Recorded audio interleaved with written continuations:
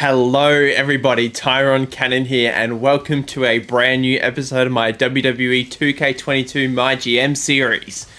In the last episode, we came off our SummerSlam pay-per-view, I believe. It's been a little while since I've recorded this series due to computer problems. I've addressed those problems in my cricket series, so if you haven't heard about the problems and you want to hear about the problems, go watch the cricket series. It's probably the last couple of episodes I've done in that. But today we've got a lot has happened, I think, in the last couple of episodes, especially with our women's division. Beth Phoenix left, our women's champion, and the championship has defaulted to Asuka somehow. So I'm going to have to do something about that. Our roster's in good shape. We should probably sign another female talent, so I'm actually considering signing Rhea Ripley for 10 weeks. It costs us 46 grand, but I think we can afford it, so we're going to sign Rhea Ripley. Any legends? I don't think we have the financial capacity to sign any legends at this point in time. We're doing well in the ratings, and we're above in the ratings, so obviously struggling a little bit financially. And we haven't got any outstanding promises, I believe. Yep, we've all good for promises. And our commissioner goal this week is to schedule a run-in on your most popular available star this week. So that shouldn't be too difficult for us to do. So let's get started with the booking. The Undertaker has 0 stamina, so I think we're going to give him the week off, but we're going to give him a promo, so I think that'll be good for The Undertaker to do. Actually, let's do a call-out promo for The Undertaker so he can begin his new rivalry up against... Who do we want that to be against? Maybe against Stone Cold? I feel like that'd be quite good fun. Let's have it against Stone Cold Steve Austin. That'll be good. And let's have Stone Cold turn heel as well. Can he do 2 promos at once? No. Okay, let's try something a bit different.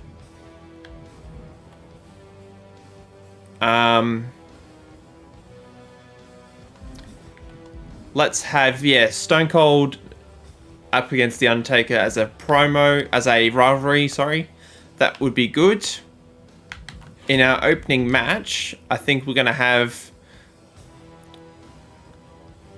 Let's have Trish Stratus up against Alexa Bliss. I feel like that would be good fun.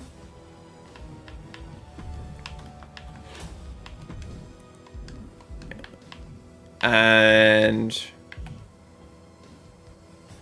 in the mid-card, we're going to have Seth Rollins up against AJ Styles, and we're going to have a run-in by Brock Lesnar on AJ Styles.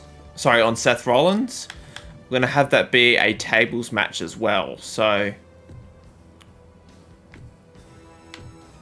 Yeah, sorry, an Extreme Rules match I think will be good for that. And let's give Stone Cold the role change promo so he can turn heel. And then in the main event, what are we going to do in the main event?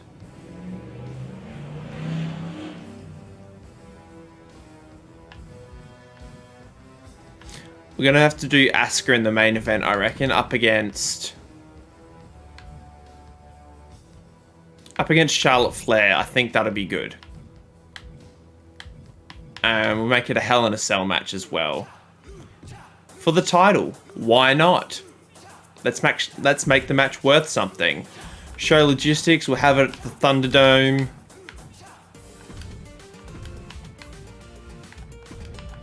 Put in all of the bells and whistles to make the show as wonderful as possible. This should be a good show. I'm going to confirm the booking. Let's confirm the booking. We are here on SmackDown. Our opening match, we're going to have Trish Stratus up against Alexa Bliss. We're going to simulate this one match with Trish Stratus getting the victory in a mediocre match, but we've got the rivalry going, so that'll be good. Undertaker, Stone Cold was okay, but the rivalry is now a level 1, which is good. Seth Rollins up against AJ Styles in the Extreme Rules match, with Seth Rollins winning in an amazing match, so good for us. Stone Cold Steve Austin had an excellent promo, now he is heel. And in the main event, I think we might actually watch this match. So let's spectate Asuka going up against Charlotte Flair in a Hell in a Cell match. I'm going to skip forward past this loading screen, so bear with me. I'll be back in a second. The following contest is a Hell in a Cell match and is for the SmackDown Women's Championship.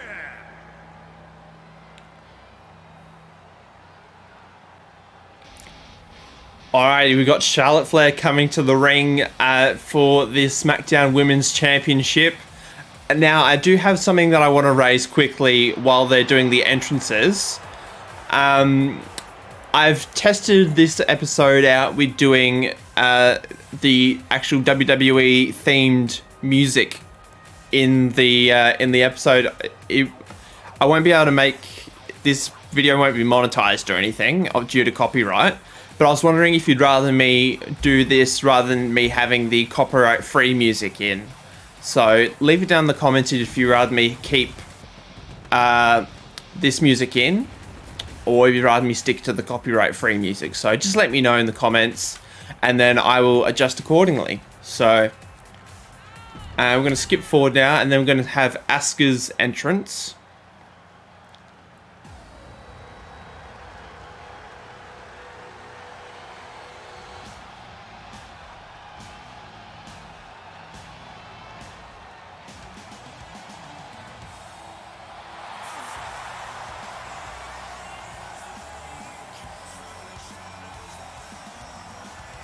And there she is, the SmackDown Women's Champion. Given the championship after Beth Phoenix left SmackDown, she's going to prove today if she deserves to keep that title. And skip forward.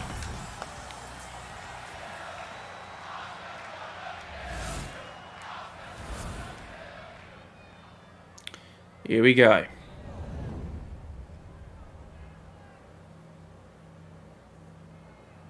Introducing the challenger from the Queen City, Charlotte Flair.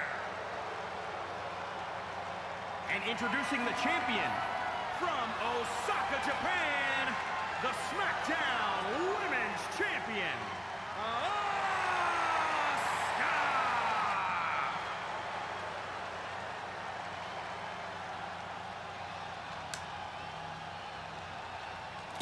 Alright, let's get into the good stuff.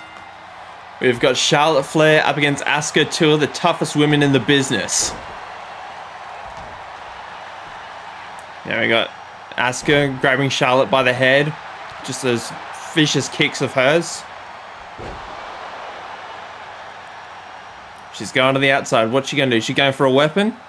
She's going for a weapon. What did she pick out? What's her weapon of choice? She's got the steel chair.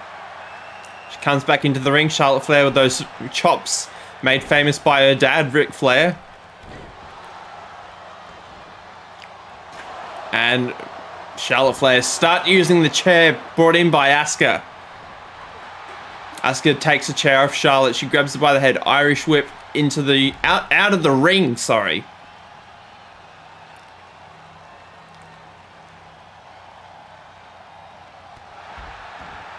And a stiff clothesline there by Asuka.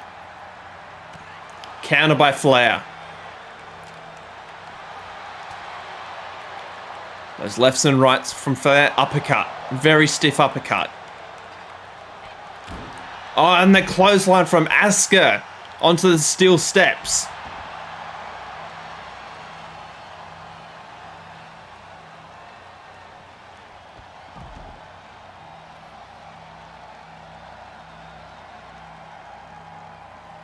Okay, what's Asuka going to do from here? She's got Flair. Thrown her into the edge of the ring. Kick to the midsection. Uppercut again from Flair. Now, Flair's definitely got the size advantage over Asuka. A lot taller, a lot stronger, but Asuka might have the speed advantage, and she's got those strong legs for kicking as well. So it looks to be a pretty even matchup, I would say. Clothesline by Asuka. Another uppercut from Asuka. Clothesline from Asuka.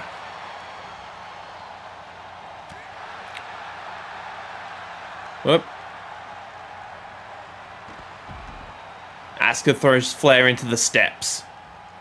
Flair's looking in trouble.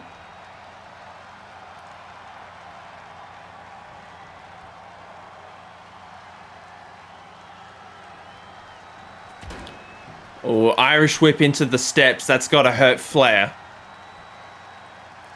They're just both happy to have the action on the outside of the ring at the moment. So Flair, the kick to the midsection. Asuka with the right hand. Two right hands. Asuka going for a German suplex. Couldn't quite get it. The action's back in the ring now. Asuka's got the chair. And hits Flair in the leg. If you take out the legs from Flair, you can't get the figure 4 or the figure 8. Then you got the headlock from Flair and the stiff elbows to Asuka. We got a first pinfall of the match. 1, 2, and a kick out. Kick out at 2. Flair's got the chair now. 2 chair shots. Dodge the third chair shot. Asuka's got that roundhouse kick. And a chair shot to the back of Flair. One right on top of her head. And a stiff kick to the head. Here we go. 1. Just kick out at 1 there. Went for the elbow drop. Missed it. Flair with the neck breaker on Asuka.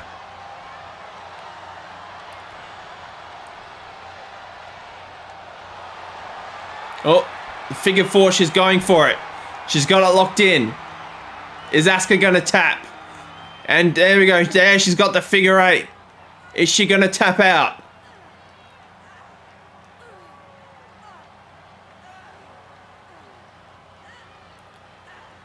Come on, Asuka.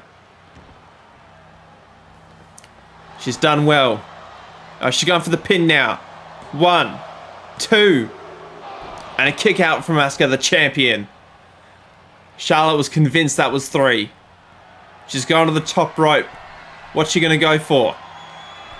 Going for that moonsault. What an athlete. And a big boot from Charlotte Flair.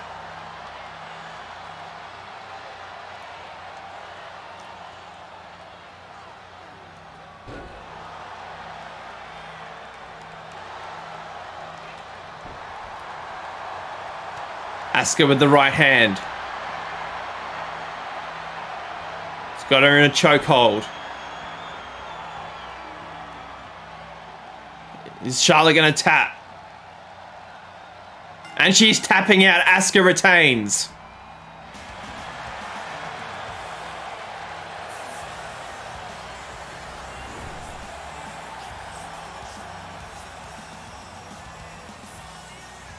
Now, if we have a look on the replay here, Charlotte Flair did very, very well, but she couldn't quite overcome the champion.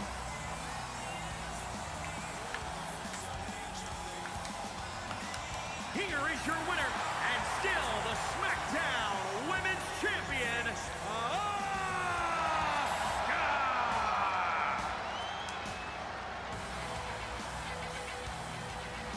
And there, Asuka gets her belt back.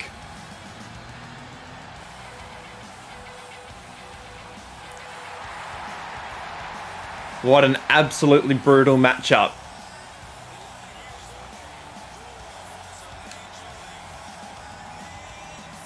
And the viewers give it a great match rating.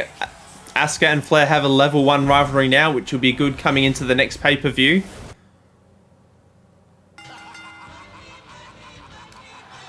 So that is good. Now Raw. What is Raw going to bring to the table? They've got Akira Tozawa and Cameron Grimes up against Drew McIntyre and Dexter Lumis, with Cameron Grimes and Akira Tozawa coming out on top in a good match. Roderick Strong's going to do a promo, which was okay. Carmella and Dana Brooks going to continue their rivalry in an okay match. An okay match. Drew McIntyre's going to call out MVP for an excellent promo rating, and Toni Storm is going to go up against Natalya in a one-on-one Extreme Rules match, with Toni Storm coming out on top in an amazing rating. So SmackDown, I'd say SmackDown probably got the better rating this week. Stratus' popularity went up by 4. Alexa Bliss popularity went up by 4. Seth Rollins' popularity went up by 4. Styles went up by 6. And popularity raised by these two as well. So let's have a look. We lost 4,000 fans this week apparently, but we gained 62,000.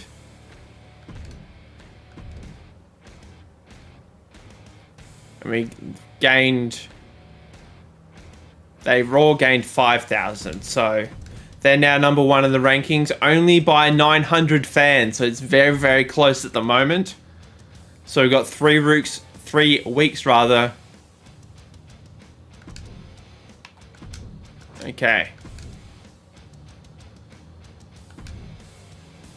John Cena wants to team up with Brock Lesnar. Sure, John. We can do that for you. Not a problem. So I'm going to call it an episode here, guys. Thank you so much for watching up to this point. Leave a like and subscribe if you enjoyed. And I'll catch you at the beginning of the next episode. Thanks. Bye.